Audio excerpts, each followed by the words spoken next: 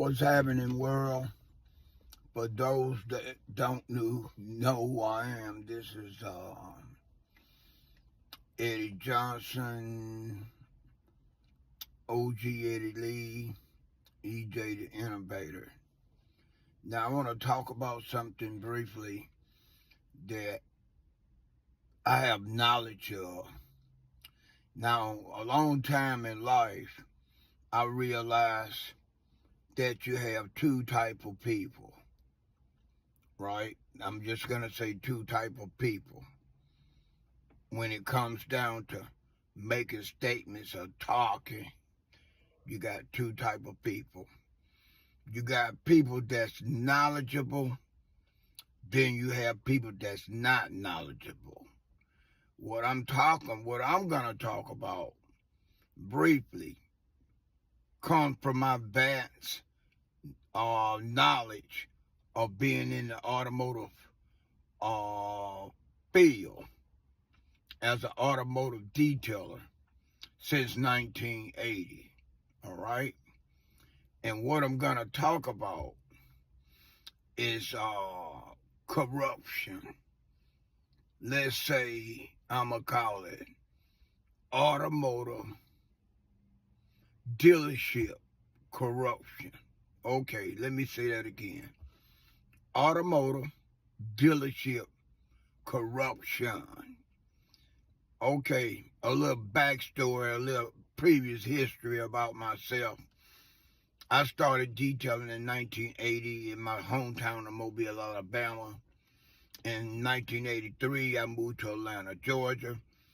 I did automotive detailing there for several dealerships. I worked at several salons. In 1994, I moved out to Seattle, Washington. And while living in Seattle, Washington, where I currently live, I have worked for more dealerships than I have when I lived in Alabama and the state of Georgia combined. It might be sometimes here and there I might look to my left and right because I'm sitting in my car.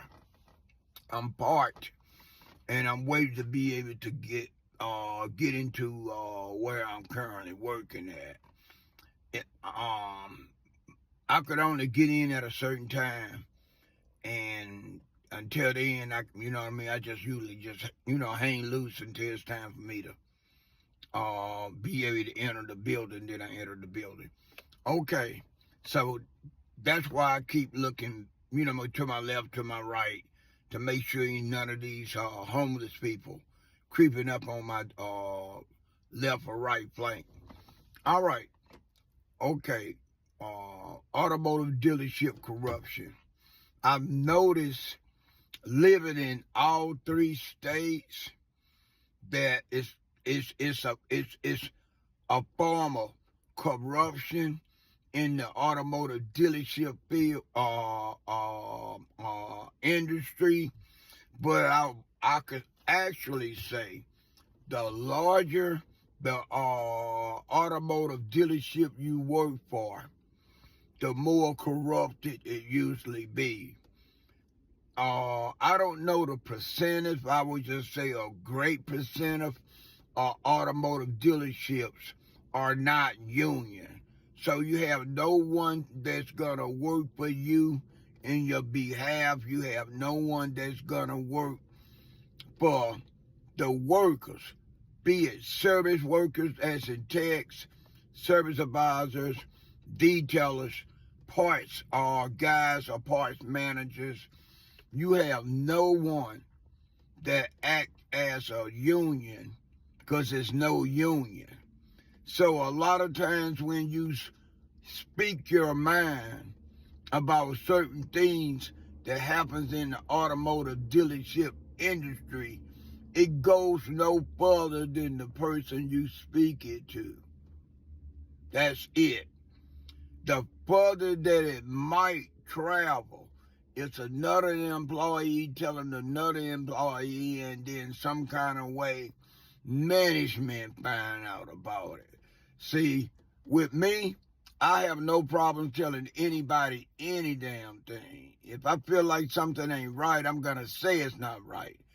And to be honest, if I tell an employee, another employee, about how I feel about certain things, that employee might want to watch what I'm telling them, because I'm telling them to go back and repeat what I said. And I've been doing that for years. It's so easy to find out who's friend and foe when you're working in an automotive dealership, and probably all these other damn businesses too.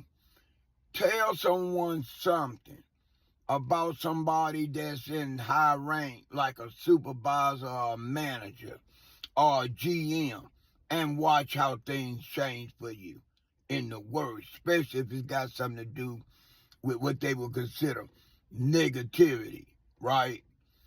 A lot of these dealerships so quick to say insubordination because you speak against things that's not right. You know, only thing they want you to do basically is just come to work and do your job. And when you start talking about workplace violence, a lot of workplace violence happen on the job because the people that do the screening to hire these damn employees, they don't check their background good enough. They don't even know if the person gonna be able to work in an environment around other employees without having some type of damn issue. And to a degree, they don't even damn care. They'll put people that from different walks of life, different culture, in with people and not know the full background on them. And then when something go wrong, they say they didn't see it happening. You didn't see it happening. They didn't see it happening because they didn't care. They just want to damn get workers in to do the damn job. They could care less how we really get a damn loan.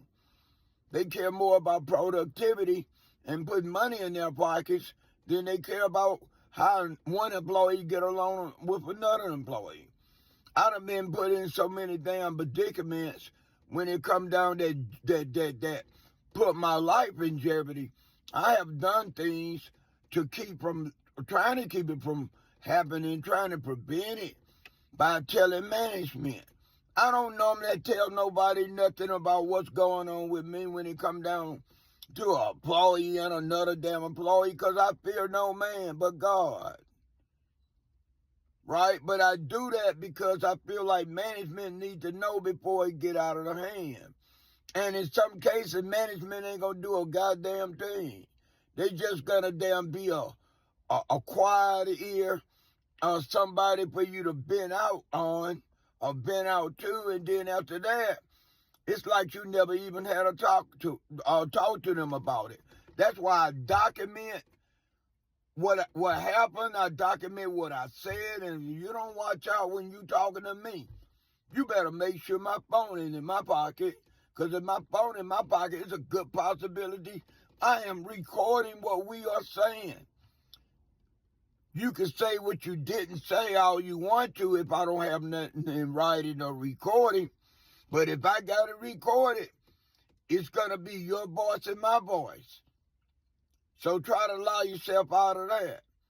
Man, some of the predicaments I've been put in, it's like everybody feel like they owe these damn businesses, these companies, their soul. You don't owe them your soul. You owe them 8 or 10 hours, however many hours you work a day. That's what you owe them. You have a life just like everybody else.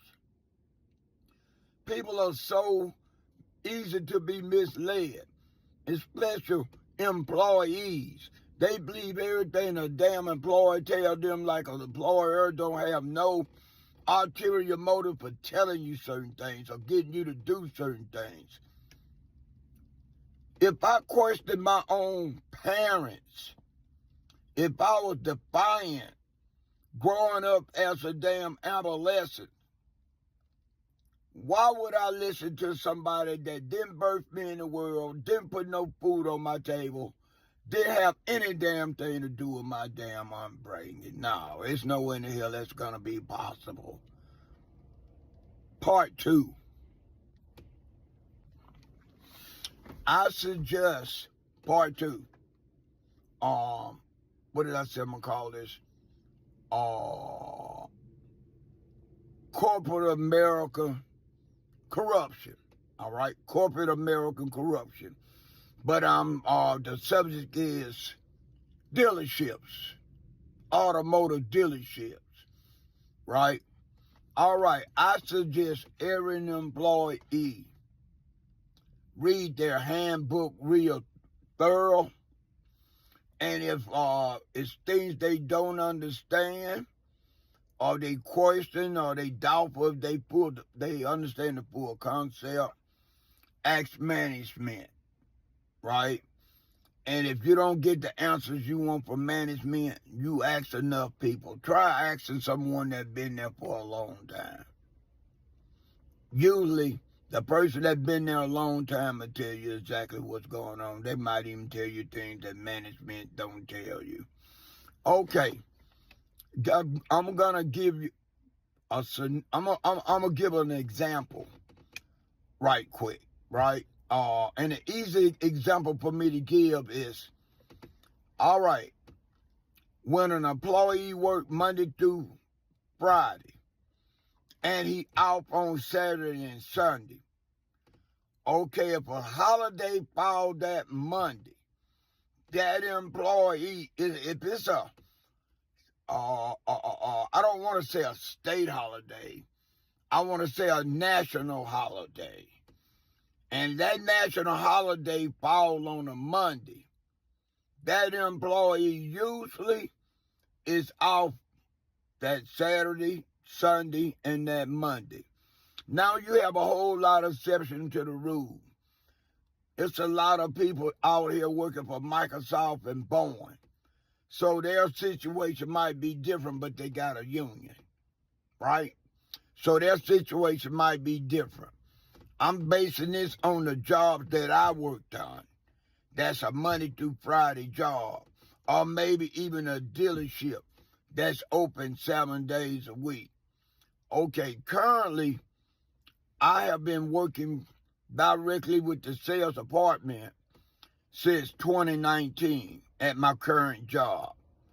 Okay, since I work directly for the sales department, meaning 99.9% of my work, the money that I earn, come from me doing work for sales department. All right, for those that don't know, sales department's only closed 2 days. 2 times out of a 12-month year. That is Thanksgiving and Christmas, the main 2 national holidays. We didn't come down to New Year, 4th of July, Memorial Day, Labor Day, and any other holiday I might have forgot. That's a national holiday. Sales department is open, right? They're open. So tomorrow when I go to work, the service department is closed. But since I work directly for the sales department, I will be at work tomorrow, just like I was 4th of July, just like I was for Memorial Day, just like I was for New Year. Because of what department I work for. All right? I have no problems with that. The problem I have is when I work Thursday through Sunday. Since service department is closed on Labor Day, and I work for sales, I don't work on Mondays. But I come in because I work for sales and I work sales. So now I work the 4 days that I normally work, that I'm scheduled to work.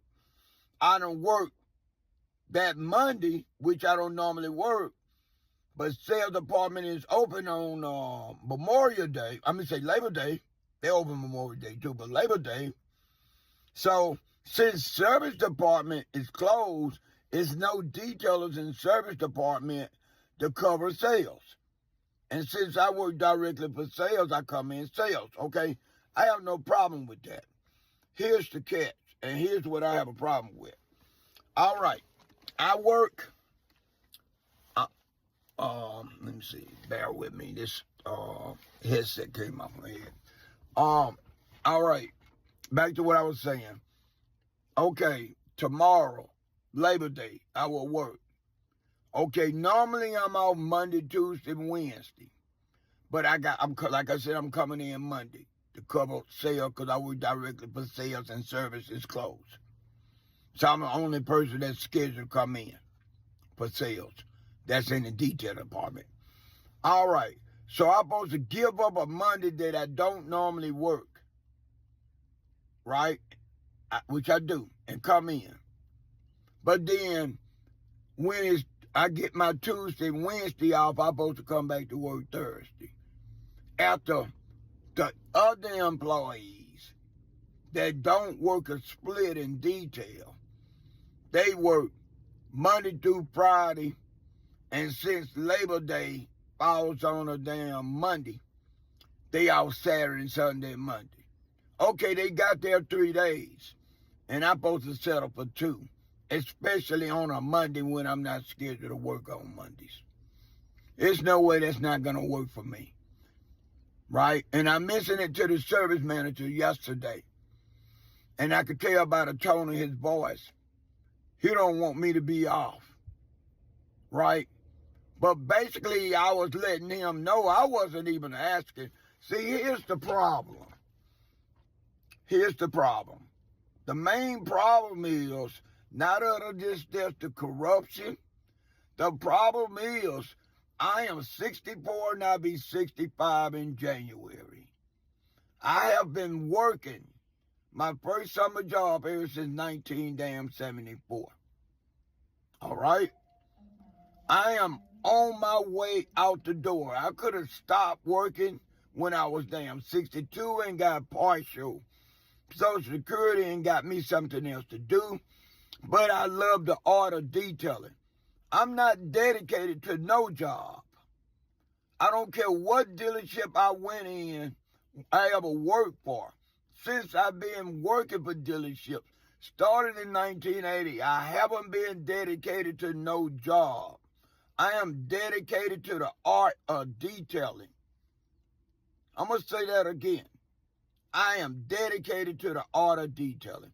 Since I am dedicated to the art of detailing, the work that I do have so many people fooled that they want to label me a company man and say I'm dedicated to the company.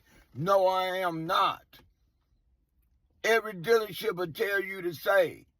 I give good work. It was what I was raised to do. I was raised to do the best at whatever I do. I detail cars, so I do my best. It has nothing to do with who the general manager is, the service manager, the employees, or nobody. It has something to do with EJ and what's inside of EJ, what was instilled inside me. So I'm not dedicated. I could go to, if I wanted to work another dealership after this job, I could go to another dealership and still be dedicated to my work. But I'm not dedicated to no damn dealership because dealerships ain't dedicated to the damn employees. We just another tool to get things done and put money in their damn pocket. So why would you try to make a guy that don't have anything to basically to lose? If I get fired today, I would get good unemployment because I've been on this job almost 8 years. Let alone I will file for my Social Security.